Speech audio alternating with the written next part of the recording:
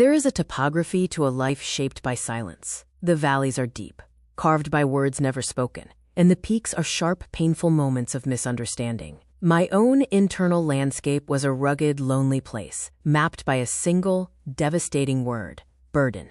It was never delivered with malice. My mother, Evelyn, wasn't a cruel woman. She was a ghost, a wisp of a person who moved through our small apartment with a perpetual air of exhaustion, as if the very act of living was a weight too heavy for her slender shoulders.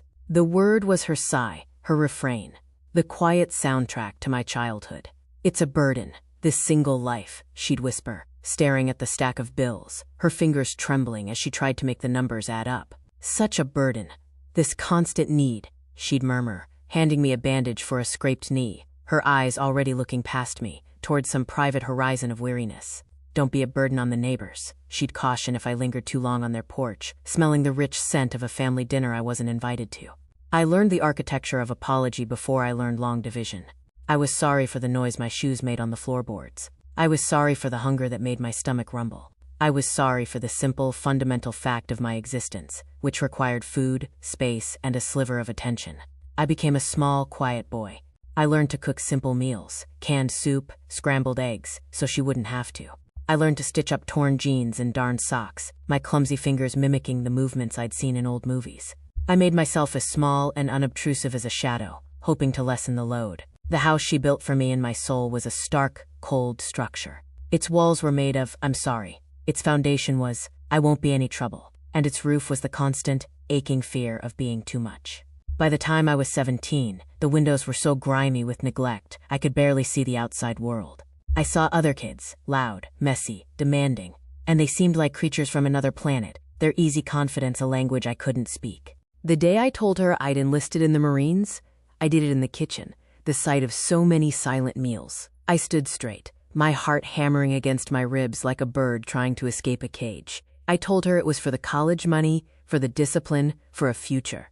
All of that was true, but the deeper truth, the one I couldn't voice, was that I was enlisting to be of use. To be an asset, not a liability. To finally belong to something that wouldn't find me wanting. She was washing a single plate at the sink, her back to me. The water ran. She didn't turn around. Her shoulders, always slightly stooped, seemed to collapse in on themselves just a fraction more. The silence stretched, thin and tight as a wire. Finally, she turned the faucet off. She dried her hands on a towel, each movement slow and deliberate. She looked at me, and her eyes weren't sad or angry. They were just empty. Hollowed out. "Well," she said, her voice flat, devoid of any melody, "I suppose it's a burden you're passing on to someone else now." The wire snapped. The words didn't land like a blow. They seeped into me like a poison, confirming the deepest, darkest fear I had carried since I was old enough to understand language. She dried the plate, put it away in the cupboard, and walked out of the kitchen. It was the last thing she ever said to me. 2 days later, I left for the processing station, and we did not speak again. What I got after that was a summons, not from a drill instructor but from my grandmother. It arrived the morning of my departure, a plain, cream-colored envelope stuck in the mailbox. The handwriting was elegant, spidery, a relic from a time when penmanship was an art. "Michael," it read on the front, no last name needed. It was my grandmother's hand. "Eleanor." My heart, a numb and battered thing, gave a confused thud. My grandmother was my father's mother, a woman who existed on the periphery of my life, a figure seen at Christmas and funerals. She lived 2 hours away, in a small, clapboard house at the end of a gravel lane, a place that always smelled of lemon polish and old, well-loved books. The note inside was as precise as her penmanship. "Michael, come see me before you go. There is a story you need to hear. It's time." It's time. The words felt heavy with meaning I couldn't grasp. I almost didn't go. The familiar urge to be no trouble, to not impose, whispered in my ear. But a newer, harder part of me, the part the Marine recruiters had already begun to forge, recognized a command. This wasn't a request. I drove there in the pre-dawn gloom, the silence in my beat-up sedan, a familiar companion. The word burden was a drumbeat in my head, keeping time with the windshield wipers. Burden, burden. I rehearsed my goodbye. I would be quick. I would be respectful. I would listen to her story, accept her blessing, and leave. I would be a ghost in her house, too. She was waiting for me on the porch, a small, straight-backed woman wrapped in a thick, hand-knitted shawl despite the mild spring morning. She didn't smile. She didn't rush forward to hug me. She simply stood there, her sharp, miss-nothing eyes taking me in, The fresh, brutal high and tight haircut, the stiff, self-conscious way I held my shoulders, the duffel bag slung over my back that contained my entire life. She gave a single, sharp nod, a gesture of assessment, and, perhaps, approval. "Michael," she said. Her voice was like dry leaves, a rustle of sound, but it held a core of granite my mother's voice had never possessed. "Grandmother," I replied, my own voice too loud in the quiet morning. "Come inside," she said, turning and opening the screen door. "The tea is ready." I followed her into the living room. It was exactly as I remembered it. Orderly, clean, filled with solid, old furniture and shelves upon shelves of books. A fire crackled in the hearth, pushing back the damp. On the low coffee table, between two steaming china cups, sat a small, worn leather box. I'd seen it before, always on the highest shelf of her bedroom closet, a relic treated with a kind of sacred reverence.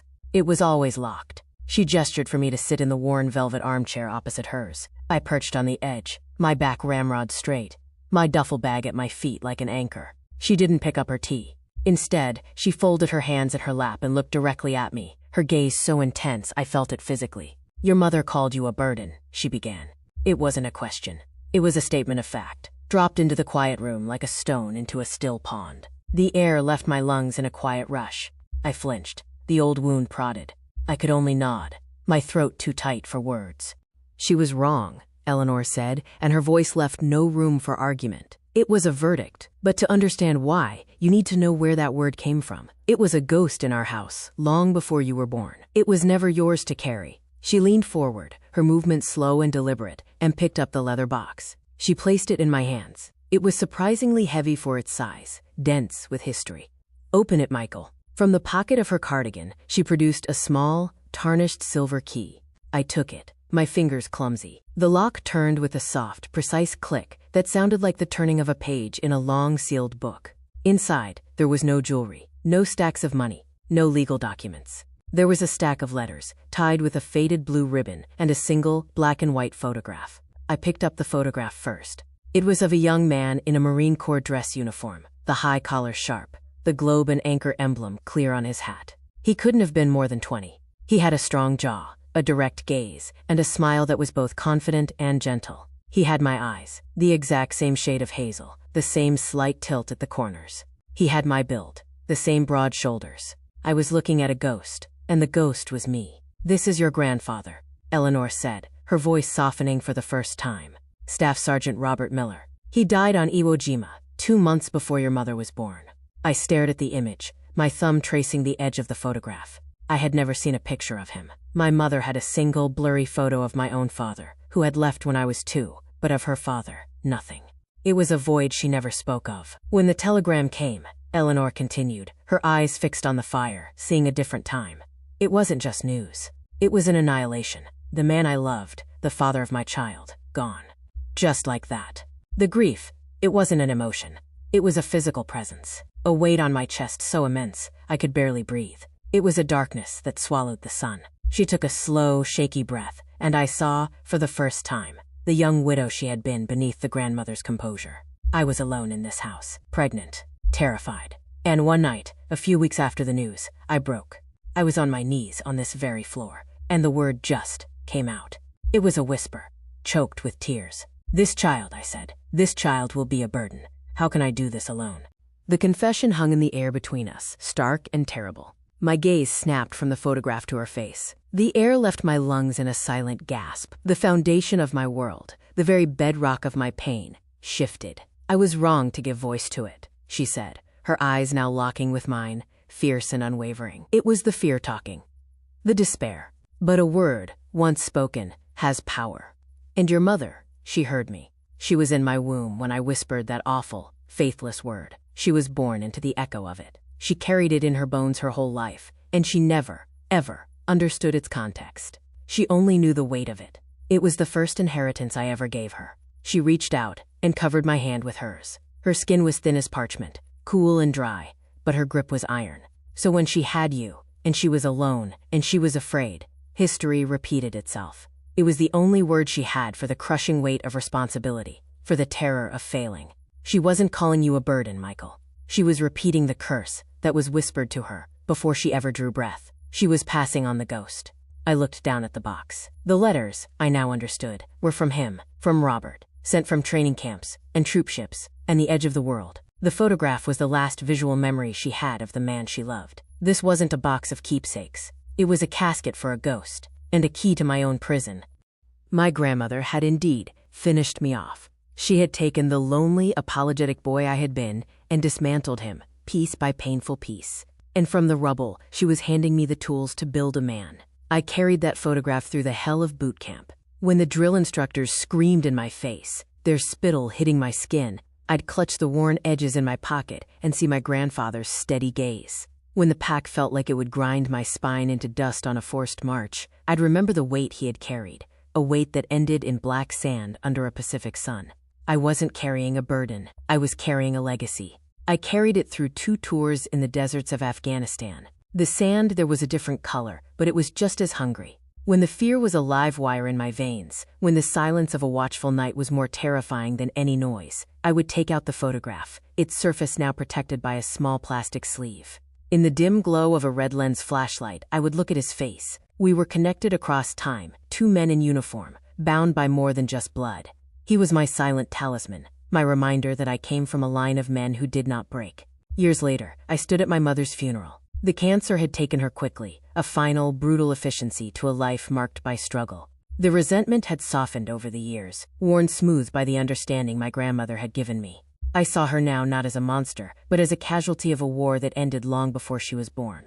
The service was small, quiet, just a handful of neighbors, and my grandmother, standing beside me, her back as straight as it had been on her porch that morning. After the last prayer was said, and the handful of dirt was thrown, my grandmother took my arm. "There's one more thing," she said, her voice quiet. At the house, we drove back to the apartment, now empty and waiting to be cleared. My grandmother went straight to the small, dusty attic access in the hallway and pulled down a folding ladder. I followed her up, into the stifling, dim space. In the corner, under a layer of grime, was a cardboard box, the kind used for storing files. She handed it to me. I carried it down into the living room and set it on the floor. Inside, nestled in yellowed tissue paper, was my grandfather's bronze star, its ribbon faded but its metal still bright. And beneath it, carefully preserved in a large Ziploc bag, was every letter, every V-mail, every crudely drawn cartoon I had ever sent home from boot camp and from overseas. Every single one. The postmarks were a timeline of my service. The envelopes were worn soft at the creases, the fingerprints smudged from countless readings. There was no note, no written apology, no deathbed confession of love. Just this, the evidence, the proof of a woman who was haunted by a ghost she never knew, who only knew how to love in the silence of rereading words on a page, who had kept the words of a son she called a burden close to her heart, in a box in the dark, until the very end. I didn't cry for the mother I had. I cried for the mother she could never be, for the love that was trapped behind a wall of inherited pain, for the little girl who heard the word burden in the womb and never learned another way to say I'm scared. I visit my grandmother every Sunday now. We sit on her porch, or by the fire in winter, and we drink tea. We don't talk about the past much. We don't need to. The work was done. She was the archaeologist of my soul, who had carefully brushed away the dust of lies to reveal the truth beneath. She took the broken pieces of me and showed me how to reassemble them into something stronger, something that could bear weight without collapsing. Some wounds don't fully heal. They are too deep, too fundamental. They become scars. But a scar is not a sign of weakness. It is a sign of survival. It is a map of a story that tried to break you, but failed.